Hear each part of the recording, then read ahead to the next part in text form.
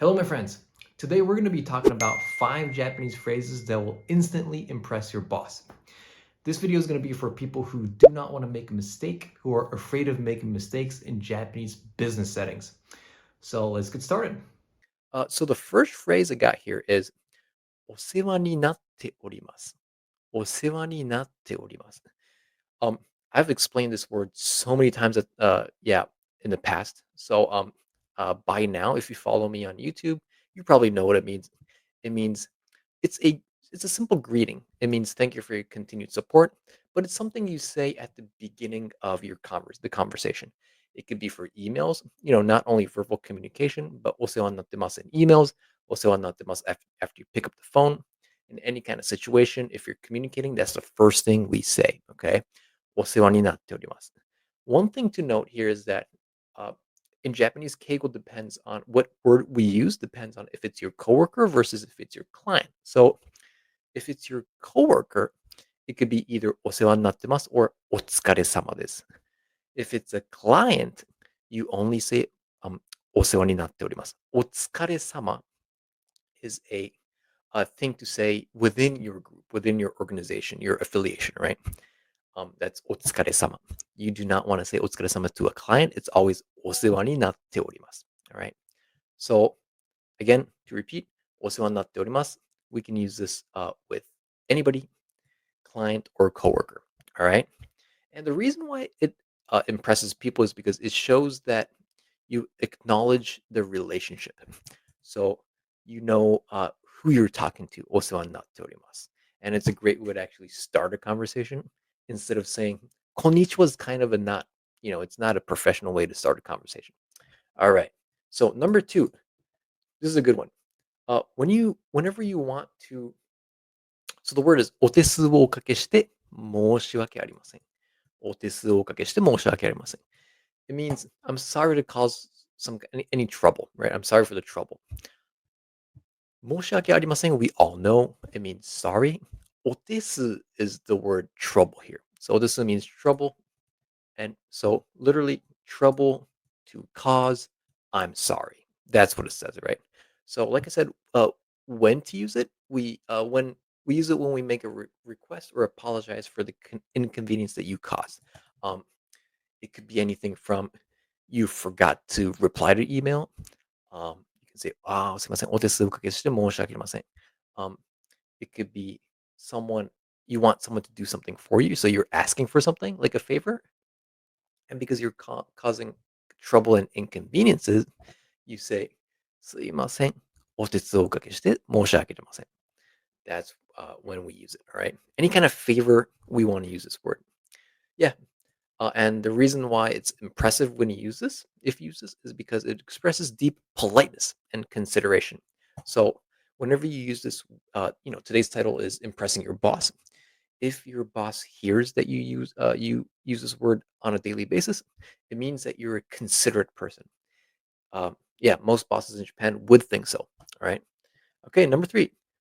恐れ入りますが、something something していただけますでしょうか? 恐れ入りますが means I'm sorry to say, but, or like excuse me, but, right? していただけますでしょうか? We all know means this means could you do something for me? So I'm sorry to bother you. I'm sorry to ask, but can you do something for me? All right. Yeah, we all know. I explained when to use this. Now, when you want to politely ask for something to your boss or superior, we use this phrase. All right. And the opposite, the word that we do not want to use is これしてくれませんか? Something something してくれませんか? It's very demanding if you say this, all right? So you want to actually make yourself lower than your boss. Your position is already lower, of course, obviously, but by saying words like 恐れ入りますが, it makes your position lower and the other person higher, which is a great way to ask for favors in Japanese, right? In Japan in general. Again, 恐れ入りますが, something something していただけますでしょうか? I actually used this today. Um, I was emailing a client and actually wanted them to send me some documents that I didn't have. So I said, 恐れ入りますが, something something no 資料 something something no Google Docs, right? Google Docs. 送っていただけますでしょうか? Please send it. I actually used this one today, so I wanted to share that with you guys. All right. Yeah, working is fun. Yep, yep. So, uh, yeah, phrase 4. Whenever you want to thank someone in advance, or uh, if you want any kind of confirmation, you can say ご確認のほど, oh, sorry, ご確認, how do I put that back? There you go. ご確認のほどよろしくお願いします. All right. So a perfect example for this again I did today. I attached a document and sent it back. So when you want some kind of confirmation, or when you want to thank somebody in advance for checking that document that you sent, you can say this. ご確 You can say ご確認お願いします, but it's more polite to say ご確認のほどよろしくお願いします. All right? All right. Yeah, we're doing a lot of fun stuff here. Learning a lot of words. Yeah, it's very impressive if you say ご確認のほどよろしくお願いします because instead of saying like 見てください、確認してください, which is very demanding again. It's very polite if you say ご確認のほどよろしくお願いします. All right, I think this is our last phrase. Yeah. Phrase number 5. I use this on a daily, like every day. All right. And maybe like literally in every email. All right. 引き続きよろしくお願いいたします. This is used, um, it means I appreciate your support. Um, but just with this like meaning, we don't know when to use it. A great example of when to use this phrase is when you're wrapping up a conversation. All right. So you don't need to say this in every email, but when the conversation is ending for that day with that person, you want to say this. So, for example, let's just say that what's a good example? You're buying something from a client for your company, and you say, okay, I want, X number of ABC. Can you send 100? And they'll be like, yeah, sure. And you'll be like, when is it going to arrive? And they'll say, okay, March 10th. And then you say something like, okay, thank you very much. And please read the documents that I sent you. And let's just say the conversation is done there. That's when you say, ありがとうございます。引き続きよろしくお願いいたします. So to conclude, this is used when you want to wrap up a conversation. All right. Yeah. I don't think a lot of people teach this uh, around you.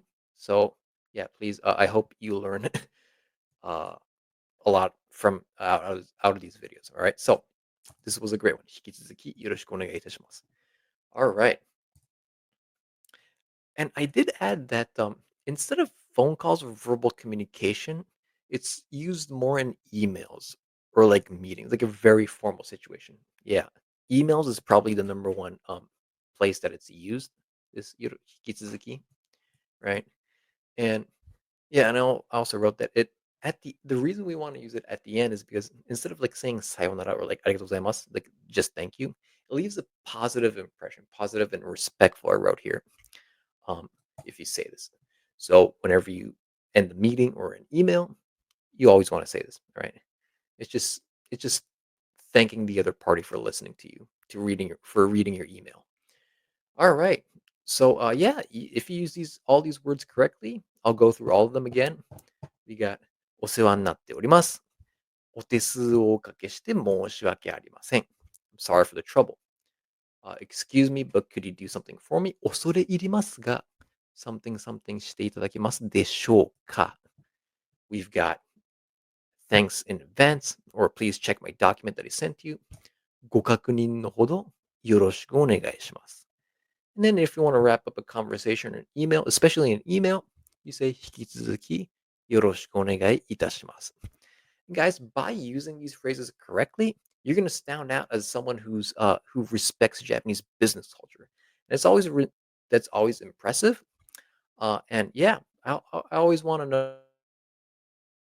I'm always curious about which phrase was new for you and what kind of topic you want to talk about. So if you have any questions, or if you have any phrases that you want to learn how to use, or yeah, any questions, any comments, I want you guys to comment below.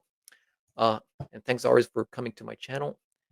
My goal is to teach all of you who are studying business Japanese around the world, uh, whatever I know, I was born and raised in Japan.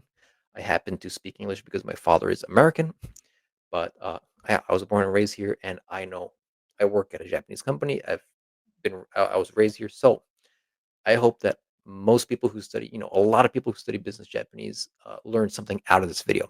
All right. If so, please, if you learned something out of this video, please give me a like so that this video spreads. I'm very happy if you did learn something. All right. So I'll talk to you guys later. Bye bye.